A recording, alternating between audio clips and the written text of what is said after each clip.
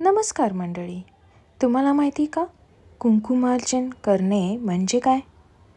इच्छित देवी देवतांचा नामजप करत एक चिमूटभर कुंकू मूर्ती अथवा तस्वीरीमधील चरणापासून प्रारंभ करून देवीच्या डोक्यापर्यंत वाहावे अथवा ललित सहस्त्रनाम इच्छित देवी देवतांचा नामजप करत कुंकुवाने स्नान घालणे म्हणजेच कुंकुमार्चन होय.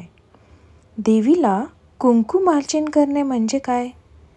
देवीचा नामजप करत एक चिमूटभर कुंकू देवीच्या चरणापासून प्रारंभ करून तिच्या डोक्यापर्यंत वाहावे अथवा देवीचा नामजप करत तिला कुंकवाने स्नान घालणे म्हणजेच कुंकुमार्चन होय.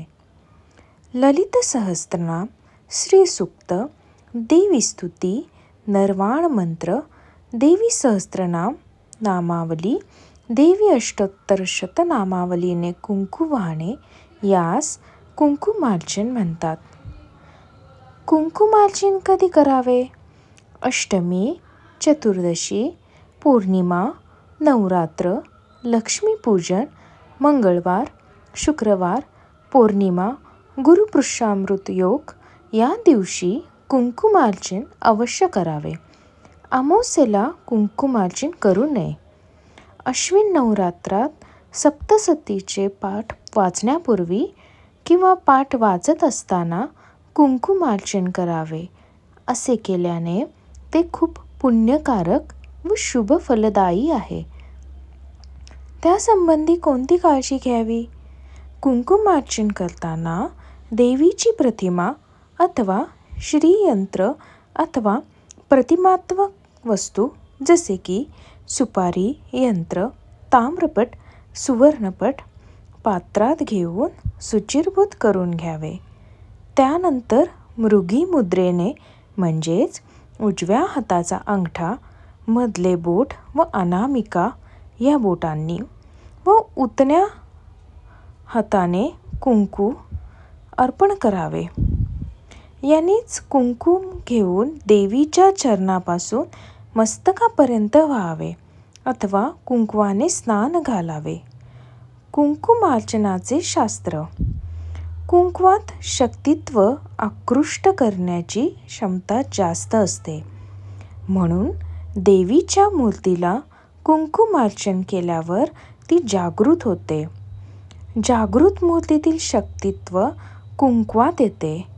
नंतर ते कुंकू आपण लावल्यावर त्यातील देवीची शक्ती आपल्याला मिळते.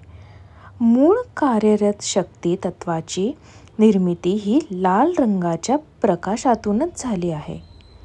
शक्ती तत्वाने दर्शन म्हणून देवीची पूजा कुंकवाने करतात. कुंकवातून प्रक्षेपित होणाऱ्या गंधलहरीच्या सुवासाकडे ब्रह्मांडातील शक्ती तत्वाच्या लहरी अल्प कालावधीत आकर्षित होत असल्याने मूर्तीतील सगुण तत्वाला जागृत करण्यासाठी लाल रंगाचे दर्शक असे तसेच देवी तत्वाला प्रसन्न करणाऱ्या गंधलहरीचे प्रतीक म्हणून कुंकवाच्या उपचाराला देवी पूजेत अग्रगण्य स्थान दिले आहे. मूळ शक्ती तत्वाच्या बीजाचा गंध हाही कुंकवातून दरवळणाऱ्या सुवासाशी साधर्म्य दर्शवणारा असल्याने देवीला जागृत करण्यासाठी कुंकवाचे प्रभावी माध्यम वापरले जाते. कुंकवात शक्तित्व आकृष्ट करण्याची क्षमता जास्त असते. म्हणून देवीच्या मूर्तीला कुंकुमार्चन केल्यावर ती जागृत होते. जागृत मूर्तीतील शक्ती तत्व कुंकवात येते. नंतर ते कुंकू आपण लावल्यावर त्यातील देवीची शक्ती आपल्याला मिळते. अशा प्रकारे कुंकुमार्चन करून अर्पण केलेले साठलेले कुंकू एका डबीत ठेवावे. अक्षय लक्ष्मी प्राप्ती तथा कार्यसिद्धीसाठी याची सहायता होते.